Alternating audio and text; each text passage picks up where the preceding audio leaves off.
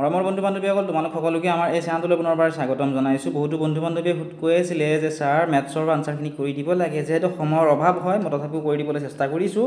কিবা যদি ভুল দেখা পোৱা কমেণ্ট ছেকশ্যনত জনাবলৈ নাপাহৰিবা। ঠিক আছে, প্ৰথম প্ৰশ্নটো আছিল যদি এইটো পূৰণ চিহ্ন হয়, এইটো যোগ চিহ্ন হয় আৰু এইটো বিয়োগ চিহ্ন হয়, তেন্তে ৰণ যোগ চিহ্ন হয়, তেন্তে হ'লে তলৰ কোনটো শুদ্ধ সমীকৰণটো বাছি উলিয়াবলৈ দিছিল। গতিকে শুদ্ধ মোৰ ভিতৰে এইটো অপশ্যন এ হ'ব লাগে। ঠিক আছে, নেক্সট চোৱাচোন 27 নম্বৰ প্ৰশ্নটো আছিল ৰোহিতে ঘৰৰ পৰা অফিচলৈ যাওঁতে সদায় প্ৰথম 5 কিলোমিটাৰ পূব দিশলৈ যায়, তাৰপিছত তেওঁ বাওঁহাতে 12 কিলোমিটাৰ গৈ পুনৰ সোঁহাতে ঘূৰি 5 কিলোমিটাৰ যায়, তাৰপিছত পুনৰ সোঁহাতে ঘূৰি 12 কিলোমিটাৰ যায়। এতিয়া তেওঁৰ ঘৰৰ পৰা অফিচলৈ দূৰত্ব কিমান হ'ব উলিয়াবলৈ দিছিল। গতিকে এইটো মই উলিয়াওঁতে 10 কিলোমিটাৰ পাইছোঁ। ঠিক আছে, যিটো সময়ৰ অভাৱ হয় দুই এটা ভুল হ'ব পাৰে, যদি ভুল দেখা পোৱা কমেণ্ট ছেকশ্যনত জনাবলৈ নাপাহৰিবা। আৰু ভুলটো ক'লেই নহ'ব, সেই কুৱেশ্যনটোৰ শুদ্ধ উত্তৰ কি হ'ব কমেণ্ট ছেকশ্যনত তোমালোকে জনাব লাগিব, তেতিয়াহে তোমালোকৰ লগতে তোমালোকৰ আন বন্ধু বান্ধৱীসকলৰো সুবিধা হ'ব। নেক্সট প্ৰশ্নটো আছিল যে এই বক্তব্যটো সঁচা বুলি ধৰি লোৱা, প্ৰত্যেকটো পুথিভঁৰালতে কিতাপ আছে, এই বক্তব্যৰ আধাৰত তলৰ কোনটো বাক্য সত্য বাছি উলিয়াব দিছে। গতিকে এই বাক্যটো যদি আমি চাওঁ, বাক্যটোত আমাক কৈছে যে প্ৰত্যেকটো পুথিভঁৰালত কিতাপ আছে, এই বাক্যটোৰ তলৰ কোনটো সত্য বাছি উলিয়াব দিছে। গতিকে অপশ্যন বি হ'ব লাগে শুদ্ধ উত্তৰ, কোনো এটা পুথিভঁৰালেই কিতাপবিহীন নহয়। নেক্সট চোৱা কুৱেশ্যন নম্বৰ 29ত ৰিজনিঙৰ আহিছিল তলত দিয়া শব্দবোৰৰ পৰা নিমিলা শব্দটো বাছি উলিয়া। নিমিলাটো মোৰ বোধেৰে হ'ব অপশ্যন নম্বৰ ডি।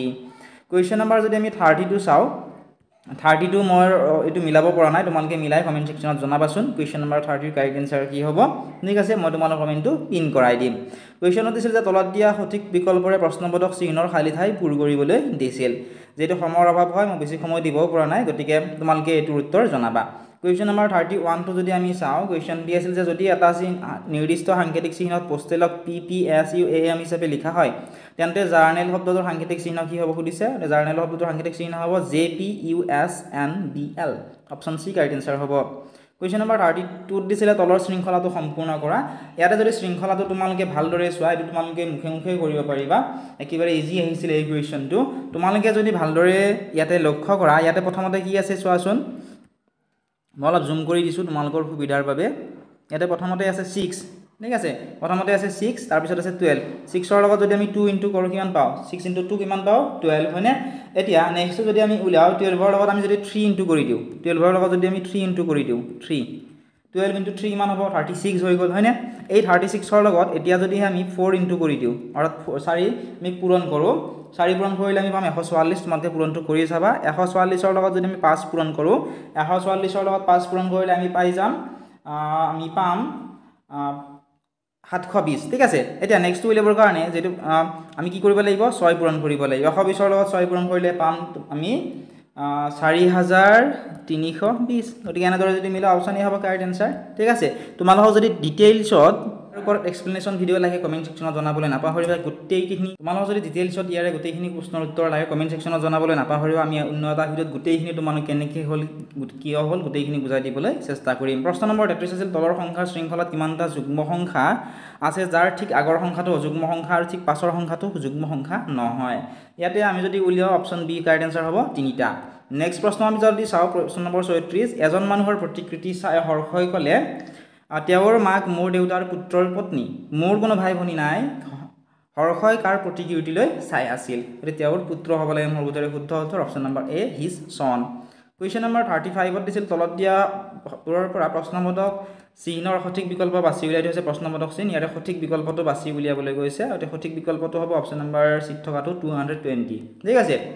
নেক্সট যদি আমি চাওঁ কুৱেশ্যন নম্বৰ 36, কুৱেশ্যনটি আছিল 30জন মানুহে এটা কাম 18 দিনত কৰিব পাৰে, সেই কামটো 9 দিনত কৰিবলৈ হ'লে কিমানজন মানুহ লাগিব। 30জন মানুহে এটা কাম 18 দিনত কৰিব পাৰে, সেই কামটো যদি আমি 9 দিনত কৰিব লাগে তেতিয়াহ'লে এইটো 60জন মানুহ লাগিব, অপশ্যন নম্বৰ ডি হ'ব কাৰেক্ট এনচাৰ। নেক্সট প্ৰশ্নটো আমি যদি চাওঁ, প্ৰশ্ন নম্বৰ 37, প্ৰশ্নটো আছিল যদি x² + 4x + 3 = 0 হয় তেন্তে তলৰ দিয়াবোৰৰ কোনটো শুদ্ধ হ'ব। আমি যদি উলিয়াওঁ option number C correct answer হ'ব x = -3 - 1। কুৱেশ্যন নম্বৰ 38ৰ কুৱেশ্যনটি আছিল যদি a আৰু b যিকোনো দুটা অখণ্ড সংখ্যা যাৰ গসাউ ab = 1 হয় তেন্তে নিম্নলিখিত কোনটো গসাউ a + b a - b হ'ব। এইটো অপশ্যন ডি হ'ব লাগে কাৰেক্ট এনচাৰ। এই তিনি আৰু চি আৰু ডিৰ ভিতৰতে শুদ্ধ হ'ব, তথাপিও মোৰ বোধেৰে অপশ্যন ডি হ'ব শুদ্ধ উত্তৰ। নেক্সট প্ৰশ্নটো তোমালোকে চোৱাচোন, প্ৰশ্ন নম্বৰ 39, কোণ এটাৰ মাপ তাৰ পূৰক কোণৰ মাপৰ দুগুণ হ'লে কোণটোৰ মাপ কিমান হ'ব। এইটো 60 ডিগ্ৰী হ'ব। নেক্সট কুৱেশ্যন আমি চাওঁ আহাচোন কুৱেশ্যন নম্বৰ 41 কুৱেশ্যনটি আছিল এদিনত বিক্ৰী হোৱা ফলৰ সংখ্যা তলৰ দণ্ডচিত্ৰৰ সহায়ত দেখুওৱা হৈছে নিম্নলিখিত কোনবিধ ফলৰ বিক্ৰী কমলাৰ বিক্ৰীতকৈ 50% অধিক হ'ব আমি যদি এইখন চাওঁ দণ্ডচিত্ৰখন চাওঁ ইয়াৰে আনসাৰটো ওলাব আমাৰ কল বানানা হ'ব কাৰেক্ট আনসাৰ কুৱেশ্যন নম্বৰ 41 নিম্নলিখিত উক্তিসমূহৰ কোনটো শুদ্ধ এইটো অপচন এ হ'ব কাৰেক্ট আনসাৰ সকলো মৌলিক সংখ্যাৰ কমপক্ষে দুটা মৌলিক উৎপাদক থাকে কুৱেশ্যন নম্বৰ 42 আছিল তলত দিয়া বৰৰ কোনটো 0.0009 ৰ বৰ্গমূল এটো অপচন এ হ'ব কাৰেক্ট আনসাৰ 0.03 কুৱেশ্যন নম্বৰ 43 আছিল অনুপমাই ক'লে দুটা পূৰ্ণ সংখ্যাৰ পূৰণফল সদায় এটা পূৰ্ণ সংখ্যা হয় ইয়াৰ বাবে তলত দিয়া কোনটো বিধি ব্যৱহাৰ কৰা হৈছে এটো হ'ব অপচন এ কাৰেক্ট আনসাৰ পূৰণ সাপেক্ষে পূৰ্ণ সংখ্যাৰ আবদ্ধ বিধি ইয়াতে ব্যৱহাৰ কৰা হৈছে কুৱেশ্যন নম্বৰ 44 যদি এটা সংখ্যাৰ মৌলিক উৎপাদক বিশ্লেষণ 2 স্কয়াৰ ইনটু 3 ইনটু 5 হয় তেন্তে প্ৰদত্ত সংখ্যাটোৰ মূল উৎপাদকৰ সম্বন্ধ কেইটা হ'ব সুধিছিল গতিকে অপচন ডি কাৰেক্ট আনসাৰ হ'ব 12 কুৱেশ্যন নম্বৰ 45 নিম্নলিখিত কোনটো আটাইতকৈ সৰু সংখ্যা যাক 300 ৰ লগত যোগ কৰিলে এটা পূৰ্ণবৰ্গ সংখ্যা হ'ব এটো যদি উলিয়া 24 পাব লাগে কুৱেশ্যন নম্বৰ 46 তৰালিয়ে 44 সেন্টিমিটাৰ দৈৰ্ঘ্যৰ তাৰেডাল লৈ ইয়াক বৃত্ত আকাৰত ভাঁজ কৰি গালি উলিয়ালে যদি তেওঁ একেডাল তাৰ বৰ্গাকৃতিত ভাঁজ দি গালি উলিয়ায় তেন্তে বৃত্তৰ খালি বৰ্গৰ খালিতকৈ কিমান বেছি হ'ব এটো অপচন বি কাৰেক্ট আনসাৰ হ'ব 33 বৰ্গ সেন্টিমিটাৰ কুৱেশ্যন নম্বৰ 47 টো আছিল সামগ্ৰী এবিধৰ চিহ্নিত মূল্য 1000 টকা প্ৰদত্ত সামগ্ৰী বিধত তপন দোকানে 100 টকা ৰেহাই দিয়ে আনহাতে মদন দোকানে 12% ৰেহাই আগবঢ়ায় কোনজন দোকানে কিমান টকা বেছি ৰেহাই আগবঢ়াইছে সুধিছে গতিকে অপচন বি হ'বলৈ শুদ্ধ উত্তৰ মদনে 20 টকা বেছি ৰেহাই দিয়ে নেক্সট কুৱেশ্যনটো আমি যদি চাওঁ কুৱেশ্যন নম্বৰ 48 ৰ এটো নৰমাল জোখৰিয়াব দিছিল গতিকে অপচন এ হ'ব কাৰেক্ট আনসাৰ 80 ডিগ্ৰী ওলাব কুৱেশ্যন নম্বৰ 49 ত আছিল মানচিত্ৰ এখনৰ স্কেল হৈছে ইমানখিনি যদি মানচিত্ৰখনত দুখন চহৰৰ মাজৰ দূৰত্ব 30 সেন্টিমিটাৰ থাকে তেন্তে চহৰ দুখনৰ মাজত প্ৰকৃত দূৰত্ব কিমান হ'ব উলিয়াব দিছে যদি উলিওৱা তোমালোকে 150 কিলোমিটাৰ পাবা শেষৰ প্ৰশ্নটো আছিল নিম্নলিখিত কোনকেইটা ভগ্নাংশ অধক্ৰমত সজ্জিত হৈ আছে which of the following fractions are arranged in descending order এটা অপচন ডি হ'ব কাৰেক্ট আনসাৰ সম্পূৰ্ণ প্ৰশ্নকথনৰ লগতে সম্পূৰ্ণ উত্তৰখিনি আমাৰ এপত পাবা লগতে 1 ইয়াৰৰ তোমালোকে সাবস্ক্ৰিপচন পাবা অৰ্থাৎ অহা বছৰৰ কাৰণে তোমালোকে সাবস্ক্ৰিপচনতে তোমালোকে গোটেইখিনি ভিডিঅ চাব পাৰিবা আৰু ভিডিঅ'সমূহ আপলোড কৰি থকা হ'ব গতিকে এতিয়া আমাৰ এপটো ডাউনলোড কৰিলে সকলোবোৰ লিংক তোমালোকে ডেসক্ৰিপচনত পাই যাবা চেনেলটো সাবস্ক্ৰাইব কৰা নাই সাবস্ক্ৰাইব কৰি দিবা লগতে আন কোনটো টপিকৰ ওপৰত তোমালোকক ভিডিঅ' লাগে তোমালোকে জনাবলৈ নাপাহৰি